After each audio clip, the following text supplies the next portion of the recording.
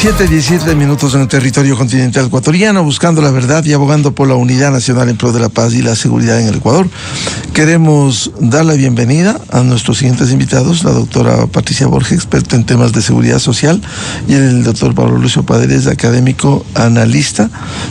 También fue miembro de la comisión que contribuyó en un documento borrador muy importante que penosamente hasta el día de hoy ha ido a los anaqueles para enfrentar un tema complejo como es la sostenibilidad del Fondo de Pensiones del Seguro Social. Les invitamos hoy para hablar sobre este proyecto de ley urgente que remite el Ejecutivo a la Asamblea, denominado Ley de Fortalecimiento y Sostenibilidad Crediticia, que alude también al Seguro Social ecuatoriano. ¿Cómo entender este proyecto en medio de las necesidades, Pablo, de ir a una reforma integral, de ir a una reforma profunda que necesita el Seguro Social ecuatoriano? Muy buen día, Pablo. Muy buenos días, Miguel. Buenos días, Patricia. ¿Cómo estás? Saludo a toda la gente que tiene la amabilidad de escucharnos. Efectivamente, creo que debemos de estar claros y conscientes, y voy a hablar del sistema de pensiones, no de toda la seguridad social, que normalmente incluye también la salud. No conozco el tema de la salud, voy a hablar del sistema de jubilación, de pensiones. Debemos estar conscientes que, dado la relativa juventud, digamos, de la población ecuatoriana, dado una relación que todavía es razonable entre número de afiliados que aportan y número de jubilados que reciben su jubilación, el sistema ecuatoriano, si estuviera bien diseñado, bien manejado, estuvieran los parámetros, digamos, funcionando bien a estas alturas, debería, creo yo, todavía generar un superávit anual, o al menos tener un equilibrio anual entre aportes y pagos de jubilaciones. Lo cual quiere decir que el sistema debería estar todavía en el punto en que no requeriría subsidio del Estado o poco subsidio del Estado, y que todavía podría seguir acumulando su fondo patrimonial. Que algún día obviamente tendría que gastarlo, pero acumular. Entonces debería ser la situación, llamémosle no perfecta, pero razonable y buena del sistema, ¿no? Tener un superávit, utilizar poco subsidio del Estado y todavía acumular un fondo patrimonial. Creo que eso debería ser la situación a estas alturas de la vida. Sin embargo, eso no es la situación en el Ecuador. Tenemos no solo un déficit actuarial, lo que se llama un déficit actuarial, que es una proyección, digamos, a 30, 40, 50, 60 años en que habría un déficit, pero lo grave en el sistema ecuatoriano es que tenemos un déficit de caja. Es decir, tenemos ya un déficit anual, lo cual no tiene ningún sentido, como decía antes, dada la juventud y las relaciones entre aportantes y los que reciben. Sin embargo, tenemos un déficit de caja que camina a los 3.000 millones de dólares anuales. Y entonces esos 3.000 millones se tienen que cubrir con el famoso 40% del Estado. Pero el Estado no tiene ese 40%, no tiene 3.000 millones. El Estado en promedio está dando, digamos, la mitad, alrededor de 1.500, simplemente para redondear las cifras. Y entonces falta la otra mitad, que se está cubriendo con tomarse poco a poco el patrimonio de la institución, el fondo patrimonial, que ha ido disminuyendo. Ahora está alrededor, y nuevamente estoy dando cifras redondeadas, está alrededor de los 6.000 millones de dólares, ¿no? Entonces estamos en una situación muy grave, donde el Estado no puede cubrir lo que tiene que cubrir según la ley, y estamos tomándonos el fondo patrimonial. Entonces hay un problema de liquidez serio, pero el problema es más profundo. Detrás de ese problema de liquidez hay un sistema que tiene que ser rediseñado, y por eso la reforma que tú mencionabas, Miguel, que es indispensable. Nosotros en el grupo de la Comisión Ciudadana que se hizo hace 2 años, dirigida por Augusto Latorre y con otros miembros de altísima calidad, hicimos un planteamiento. No es el planteamiento único, puede no ser el mejor, puede haber mejores ideas, sin lugar a dudas, pero el tema es que sirva de base para una discusión y decir, vamos a ir cambiando una serie de cosas de esa propuesta u otras propuestas, pero lo importante es que el Ecuador enfrente el tema de fondo, si no poco tiempo, 3, 4, 5 años, vamos a entrar en lo que yo llamo una quiebra progresiva. La gente dice va a quebrar el sistema, entonces ya nadie va a recibir su jubilación. No, obviamente hay recursos, ¿no?, que siguen fluyendo todos los años, pero a la gente se le va a decir usted va a recibir ahora 10% menos de lo que recibía antes y el año siguiente otra vez 10% menos. Por eso hay que enfrentarlo antes de llegar a esa situación, o si no, al estilo ecuatoriano, queremos llegar a ese momento en que ya no haya cómo cubrir el 100% de las jubilaciones y ese rato decimos, bueno, ¿y qué vamos a hacer? ¿Cómo reformamos? ¿Qué cambiamos? Y en todo caso, Miguel, y disculpa haberme tomado unos minutos, en todo caso, la propuesta que hace el gobierno, ¿no?, la que queremos conversar hoy, no ataca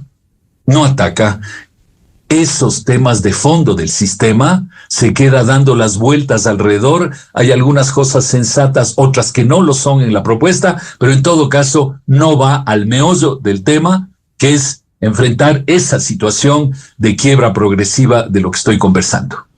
Le preguntaremos luego a Pablo sobre las propuestas buenas y malas. Quisiera el primer comentario de la doctora Patricia Borja, experta e integrante de la Mesa de Estudios de la Seguridad Social, sobre este proyecto de ley denominado de fortalecimiento y sostenibilidad crediticia. Cuando el IES requiere algún momento emprender una reforma estructural integral, no solo como bien fue el aporte de la Comisión en el Fondo de Pensiones, sino en general otro problema mucho más grande como el del Fondo de Salud. Doctora Patricia Borja, buen día. Muy buenos días, Miguel. Un saludo para Pablo Lucio. Igualmente un gusto compartir este panel. Y, por supuesto, un saludo para toda la audiencia. A ver, yo voy a comenzar, si me permite, refiriéndome a dos detalles de este proyecto de ley calificado como urgente en materia económica y denominado proyecto de ley de fortalecimiento y sostenibilidad crediticia, que incluye, por una parte, reformas a la ley del Banco del Instituto Ecuatoriano de Seguridad Social, pero también incluye reformas a la ley de seguridad social. Y en este punto, si me permite, hay dos planteamientos de forma concreta. Por una parte, se refiere, como constaba incluso en el comunicado de la Secretaría General de Comunicación, a que se ha determinado, según lo enunciaba el comunicado, ya vamos a ver qué está previsto por el proyecto de ley, que se ha establecido un mecanismo de financiamiento para el proceso de designación de los vocales. Se refiere a los vocales principales y suplentes de asegurados y empleadores ante el Consejo Directivo del IES, que son dos de los 3 integrantes del Consejo, porque también existe el representante de la función ejecutiva. Sobre este punto, Miguel, y bueno, también hay otro detalle sobre la inclusión del término remoción para que ciertos funcionarios directivos de la institución puedan ser removidos en cualquier tiempo, que ya voy a mencionar también un detalle sobre eso, pero en el caso del Consejo Directivo y el mecanismo de financiamiento, lo que se está planteando a través de este proyecto de ley, que, insisto, ha sido calificado como urgente en materia económica, y también habría que considerar, por una parte, el detalle de algunas sentencias de la Corte Constitucional sobre qué debe ser considerado como urgente en materia económica, y para analizarlo con relación a este proyecto de ley. Pero adicionalmente, lo que se está planteando es que el IES, a través del Consejo Directivo, sea quien determine la fuente de financiamiento del costo operativo del proceso de elecciones sobre la base de estudios técnicos de factibilidad financiera. Pero aquí hay un detalle que debe, sin duda, y tiene que ser considerado. ¿A qué me refiero? A que en enero de este año, la Corte Constitucional, a través de la sentencia número 72-24-IN/25, que es citada en la exposición de motivos de este proyecto de ley, calificado como urgente en materia económica. ¿Qué es lo que dispuso esta sentencia de la Corte Constitucional, que por cierto fue notificada el 31 de enero de 2025 y que fue o que partió de una demanda de inconstitucionalidad que fue presentada por la Secretaría General Jurídica de la Presidencia de la República? En esta sentencia se declaró la inconstitucionalidad del artículo 7 de la Ley Reformatoria a la Ley de Seguridad Social y a la Ley del BIS, que está vigente desde el 22 de julio de 2024 y que partió de una iniciativa popular normativa que fue impulsada por el señor licenciado Henry Llanes.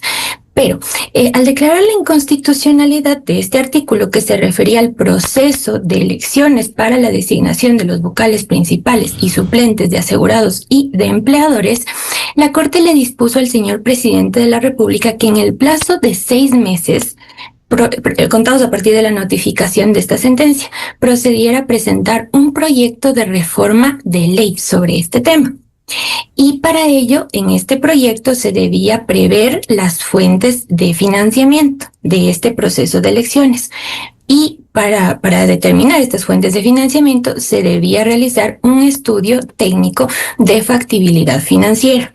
Una vez que fuera presentado este proyecto de ley, según la sentencia de la Corte, la Asamblea Nacional tendría 6 meses más para poder tratar este proyecto de ley y aprobarlo, porque claro, se trata de un tema de gran trascendencia, porque es la integración del máximo órgano de gobierno del IES, y también considerando los tiempos según lo previsto, porque partió la ley que está vigente desde julio de 2024 de una iniciativa popular normativa.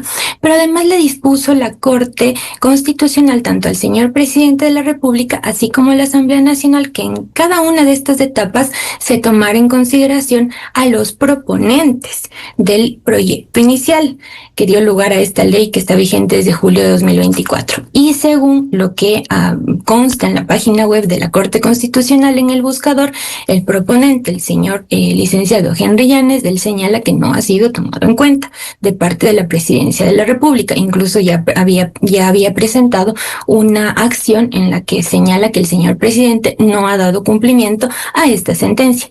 Pero hay un detalle más, Miguel, y es que en julio de este año, a inicios de julio, porque el plazo venció a fines de julio de este año 2025, pero a inicios de julio, el señor secretario general jurídico de la Presidencia de la República presentó un escrito ante la Corte Constitucional, dentro de este caso número 72-24-IN. ¿Qué contiene este escrito? Este escrito contiene un pedido de modulación de los efectos de esta sentencia. ¿En qué sentido? En el sentido de que se considere la extensión de un tiempo prudencial para elaborar este estudio técnico de factibilidad financiera, porque al parecer, según lo que se cita en este escrito, pues los 6 meses no habrían sido suficientes para poder realizar este estudio técnico de factibilidad financiera. Pero también consta en este escrito, incluso como que y permitiendo, y esto lo expreso prácticamente de manera textual, y permitiendo un eventual financiamiento directo de los electores.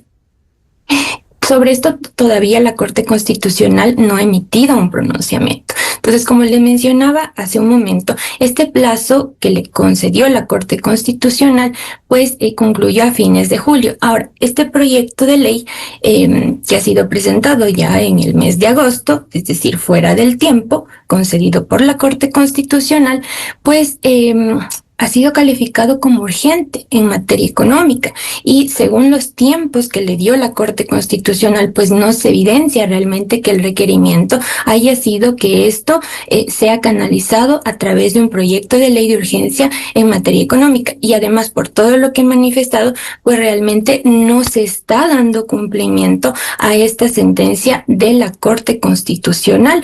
Conforme puede ser revisado, esta sentencia es pública en el buscador de la Corte Constitucional. Entonces, esto necesariamente debería ser considerado, porque se trata de una sentencia de la Corte Constitucional que tiene que ser cumplida. ¿Y quién incumple es el Ejecutivo? ¿Y cómo debiera cumplir, doctora Patricia Borja? En este caso, como lo he señalado y según consta en la sentencia de la Corte Constitucional, Miguel, se tenía que elaborar el estudio técnico de factibilidad financiera para establecer la fuente de financiamiento y presentar un proyecto de ley que regule el objeto del artículo 7, que fue declarado inconstitucional. En este caso se está planteando únicamente un detalle sobre el costo operativo, pero no se está estableciendo la fuente de financiamiento, y además se está trasladando al IES la responsabilidad de determinar la fuente de financiamiento sobre la base de estudios técnicos de factibilidad financiera.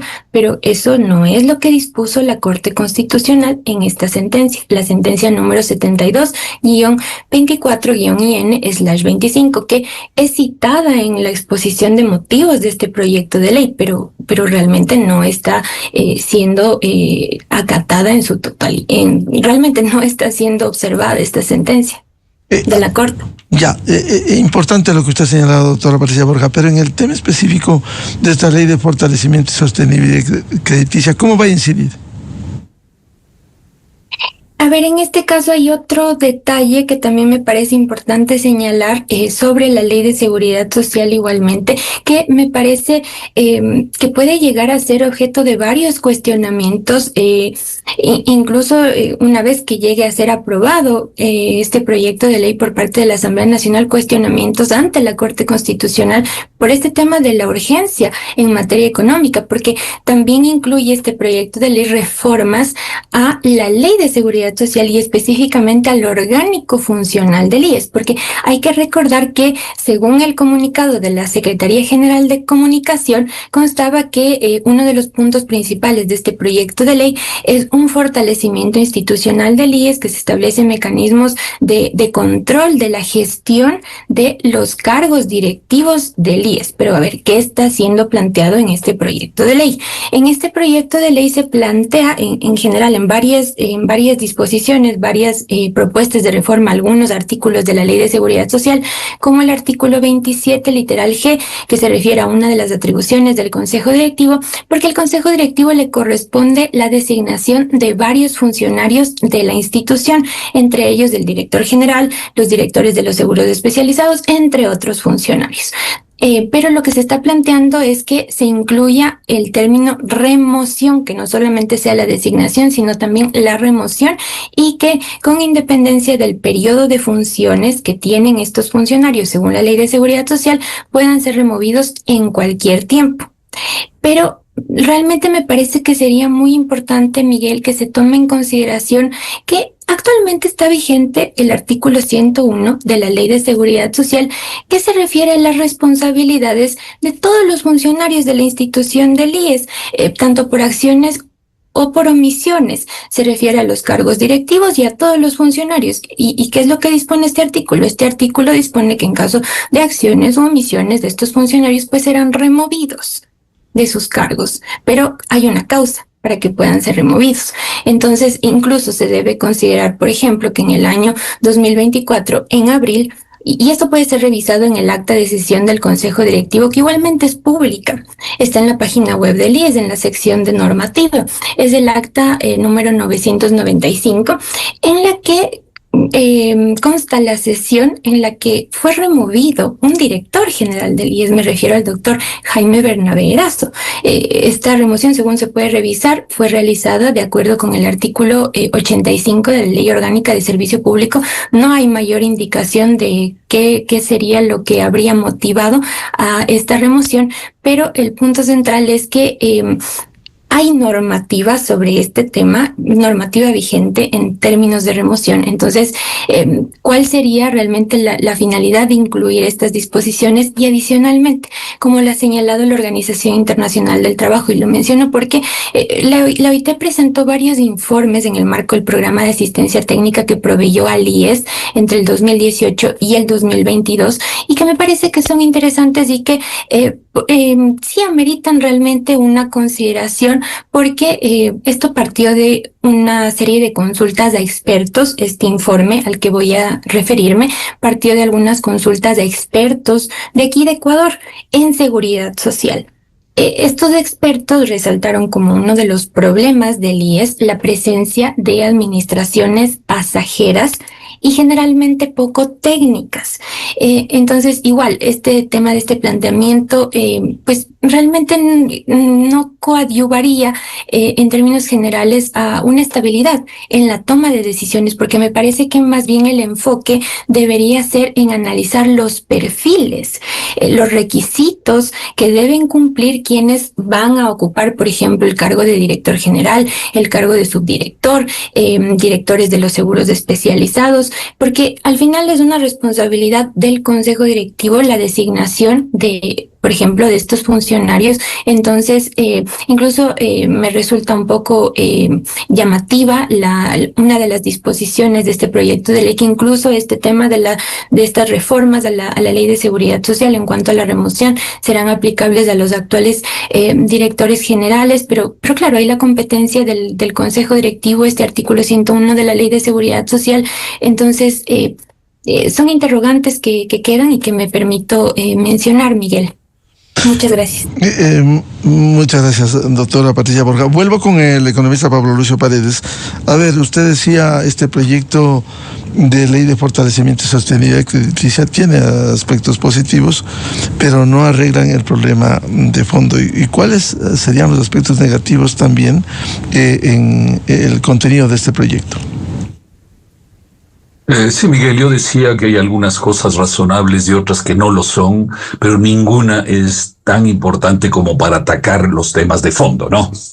Patricia nos acaba de dar una gran presentación sobre el tema legal alrededor del nombramiento de las autoridades del IES. Creo que lo que ella ha dicho es muy importante. Y yo quiero retomar lo que decía al final Patricia, que es que lo que debíamos haber aprovechado la oportunidad es hacernos la pregunta: ¿cómo podemos elegir autoridades del IES que sean de mejor calidad? Ese es el tema de fondo. Y la verdad es que el sistema de elecciones creo que es un sistema que en general no lleva a la elección de las mejores personas, ¿no? Recordarás tú, Miguel, que hace 70 años, o cuando haya sido, más o menos, se decidió que en las universidades públicas en el Ecuador había las elecciones para elegir a las autoridades. Creo que el resultado muy claro fue un deterioro de las universidades porque se politizó el sistema. Entonces, en el IES también tenemos un sistema politizado, y más bien lo que deberíamos aprovechar la oportunidad es para reflexionar. Y eso debió haber planteado el gobierno, reflexionar el tema de cómo tener un mecanismo que permita elegir de mejor manera a las autoridades del IES y tenerlos de más alto nivel. Además, creo que todos estamos conscientes que hay que separar en el IES lo que es jubilación de lo que es salud, y me parece que también debíamos haber aprovechado esta oportunidad para plantear esa separación y para plantear que haya dos directorios totalmente diferentes, el uno encargado de pensiones y el otro encargado de salud. Yo no sé cómo es el tema legal, cómo se tiene que plantear, no tengo idea, pero conceptualmente debíamos haber aprovechado esta oportunidad, ya que hablamos de las autoridades, para plantear esa separación en dos y plantear que existan dos consejos, cada uno manejando dos cosas totalmente diferentes. Ahora voy a otro tema de la propuesta del gobierno, que ese es un tema muy peligroso y muy malo, y es que el gobierno plantea la posibilidad que el IES se endeude para financiar sus actividades. Es una muy mala propuesta que debería ser simplemente descartada. Sí. ¿Por qué es una muy mala propuesta? Porque hoy tenemos, y nuevamente hablo del tema de pensiones, tenemos, como dije antes, un desbalance, un flujo de caja negativo entre lo que los afiliados aportamos para pensiones, que es alrededor, recordemos, del 11%. La gente dice, sí, pero aportamos más del 20%. Pero yo estoy hablando de pensiones. En pensiones aportamos alrededor del 11%. Es un poco más, pero estoy diciendo alrededor simplemente para tener en la mente cifras fáciles. Alrededor del 11%. Y eso no alcanza para cubrir las obligaciones de jubilaciones. Y entonces tú tienes un desbalance entre el uno y el otro, y de repente dices, caramba, voy a tener la tentación de endeudarme para cubrir esa diferencia. No tiene ningún sentido. ¿Qué estarías haciendo? Simplemente tratar de ganar un poquito de tiempo teniendo la liquidez que no la sacarías del fondo patrimonial, que no alcanzaría el aporte del Estado. Entonces tú dices, como eso no me alcanza, entonces yo me endeudo para cubrir la diferencia. ¿Pero qué quiere decir eso? Que de aquí a pocos años tienes que pagar esa deuda, y entonces el problema es aún mayor. Tienes el flujo de caja que no te alcanza, tienes un déficit, y además tienes que pagar la deuda que la tomaste para tratar de pasar el hueco. No. No se puede cubrir ese bache a través de endeudamiento. Esa parte de la propuesta de ley del gobierno tiene que ser simplemente eliminada. Si es que necesita recursos del sistema de jubilación, hay que hacer una reforma para que las cuentas puedan cuadrar. Entonces, insisto, es de los artículos que se han planteado, no me acuerdo cuántos son, no es muy larga la ley, obviamente, pero ese es el artículo en esencia peligroso. Como te digo, el de las autoridades podría ser mucho mejor, debíamos haber reflexionado de otra manera y aprovechar la oportunidad, como señalé hace un momento, pero este tema del endeudamiento es un tema muy grave que tiene que ser eliminado. Y luego hay varios otros temas, voy a tomar otro más, que es el de los fondos, estos llamados fondos previsionales complementarios, creo que es la palabra. Patricia lo podrá explicar mucho mejor, pero en definitiva, según lo que yo entiendo, son fondos de diversas instituciones, fondos de los empleados de diversas instituciones que aportaban su aporte normal al IES, pero además ponían una plata de lado para constituir su propio fondo de ahorro para el futuro, de jubilación, y que un momento dado, hace 10, 15 años, se decidió que se les quitaba a ellos el manejo de su fondo y se lo enviaba al IES a que el IES lo maneje. El gobierno dice, yo tengo todos esos fondos que están manejados por el IES, según las propias cifras del gobierno, nos cuesta $500,000 al año manejar esos fondos, pero las instituciones, digamos, solo me pagan $200,000, según dice el gobierno en las consideraciones de la ley. Solo me pagan 200,000, entonces tengo un déficit y además no tengo para qué estar manejando eso, así que yo voy a devolver los fondos a sus propios dueños para que ellos lo manejen como lo hacían hace 10 o 15 años.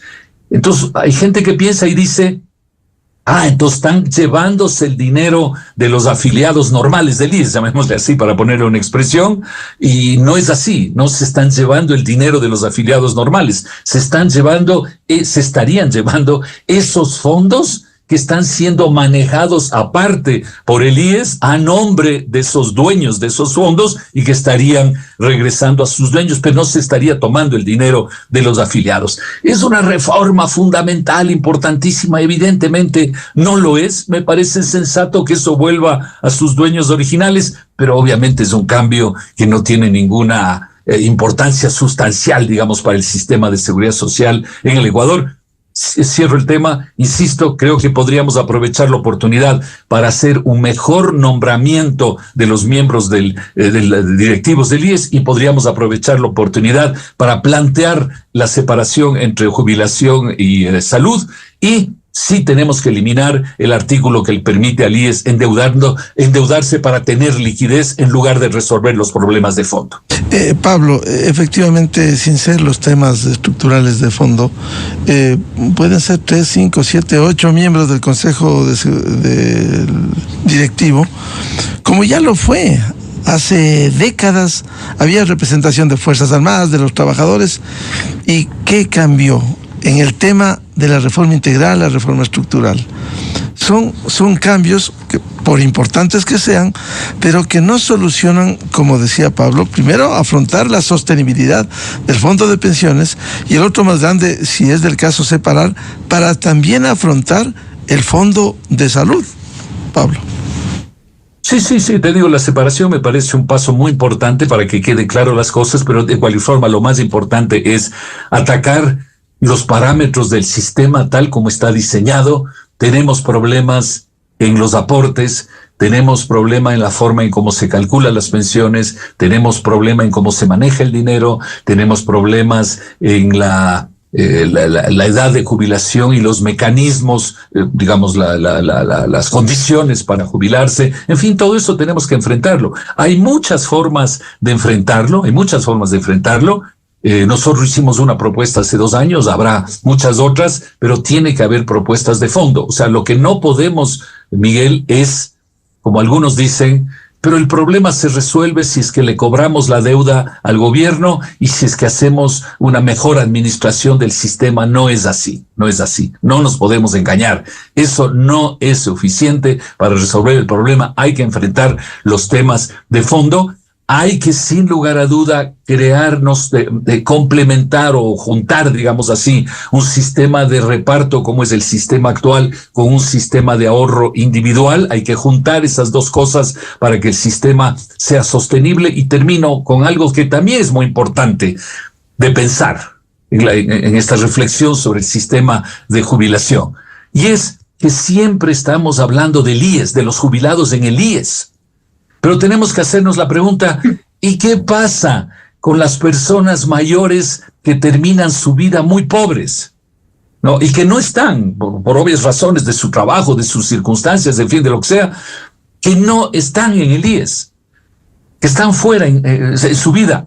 ¿No queremos acaso que haya un poco de recursos para apoyar a esa gente pobre en el final de su vida, los últimos años de su vida? Por supuesto que sí. Entonces no solo hay que reflexionar en el IES jubilación, sino que hay que complementar con los jubilados pobres que están fuera del sistema del IES. Eso también hay que integrarlo en la reflexión. Entonces la reflexión realmente es mucho más amplia y obviamente, como insisto, este proyecto de ley para nada ataca los problemas importantes. Doctora Patricia Borja, a ver, siendo importante, usted empezó señalando que hay que cumplir aquí el ordenamiento jurídico, en este caso también las sentencias de la Corte Constitucional que se ha incumplido hasta hoy. Sin embargo, ¿cómo ir partiendo de este hecho al tema de fondo, a la reforma integral de la que venimos escuchando también con planteamientos desde hace años la Mesa de Estudios de la Seguridad Social? Por favor.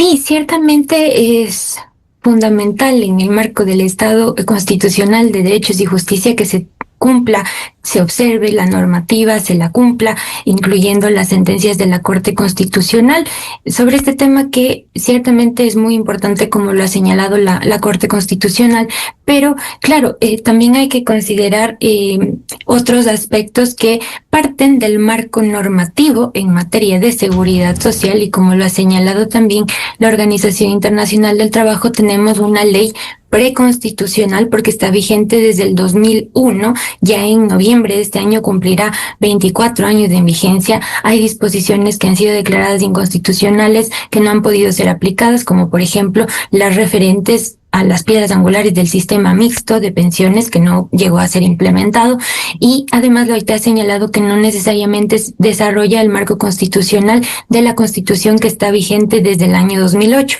Y hay propuestas de insumos, como por ejemplo el insumo que se constituye, creado por la Comisión Interdisciplinaria, planteado por la Comisión Interdisciplinaria, que fue integrada por el señor expresidente de la República, Guillermo Lasso. Hay igualmente informes de la Organización Internacional del Trabajo, pero también se debe considerar que al mismo tiempo, en el año 2023, desde el IES se venía enunciando por parte de quien era director general que el IES, a la par de la Comisión, estaba construyendo una propuesta de reforma, pero no se ha conocido nada sobre ese tema. Incluso quien era director general del IES en esa época señalaba que la comisión no había contado con datos actualizados, lo que no se debería esperar realmente, porque se trata de un tema muy importante.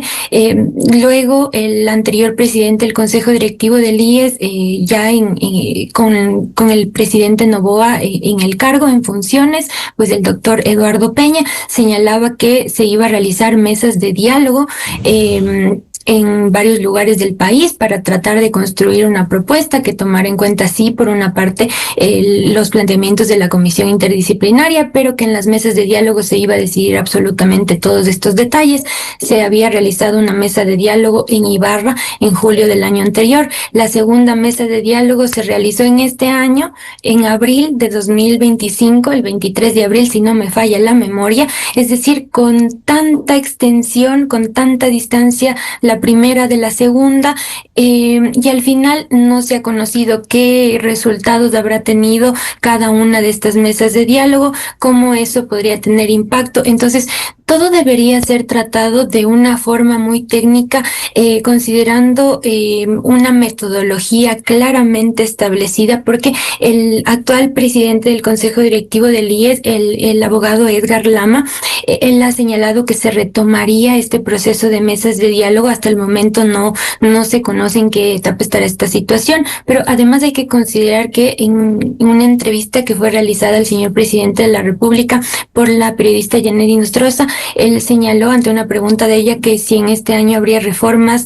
a la Ley de Seguridad Social o al IES concretamente, así era la pregunta. Él señaló que no, pero el representante del Ejecutivo, el abogado Lama, él ha señalado que se estaría retomando estas mesas de diálogo y que probablemente en este año se presentaría una propuesta. Entonces también debería haber una articulación entre los pronunciamientos y principalmente en este tema una metodología claramente establecida para lograr realizar una reforma que ciertamente es muy importante por las falencias del marco normativo y también en términos de la sostenibilidad, pero también se debe pensar sin duda en la situación del mercado laboral, en la necesidad de que en nuestro país se garantice a rajatabla la seguridad jurídica, que es un derecho reconocido por la Constitución, entre otros particulares. Entonces, de momento le podría decir que hay varias interrogantes, sí, sobre lo que realmente pasaría en torno a estos procesos de diálogo, que ciertamente son muy importantes porque también está reconocido de esta manera por varios instrumentos internacionales, por la Observación General número 19 del Comité de Derechos Económicos, Sociales y Culturales, entre otros aspectos, pero de momento pues no se conocen mayores detalles y este proyecto de ley realmente me genera varias inquietudes este tema de que haya sido calificado como urgente en materia económica y que adicionalmente incluye lo que señaló, por ejemplo, Pablo Lucio Paredes sobre este tema de que el BIES se termina endeudando, entre otros particulares, y lo que señalé sobre las reformas a la Ley de Seguridad Social. Y Miguel, una disculpa, voy a tener que retirarme porque tengo una entrevista adicional, pero le agradezco muchísimo por la invitación, por la oportunidad y un saludo también para Pablo Lucio. Sí, les comprometo, Saludos. A Patricia y a Pablo a seguir hablando, porque esto no termina y hay que seguir presionando en el buen sentido de la palabra para que las autoridades asuman su responsabilidad y emprendan la reforma integral, la reforma estructural, el sostenimiento del fondo de pensiones y la decisión final sobre el fondo de salud. Muchas gracias a la doctora Patricia Borja y también a Pablo Lucio Paredes, como siempre. Con todo gusto, por favor, adelante. Solo permíteme para cerrar el tema y despedirme y agradecer a ti y a la gente.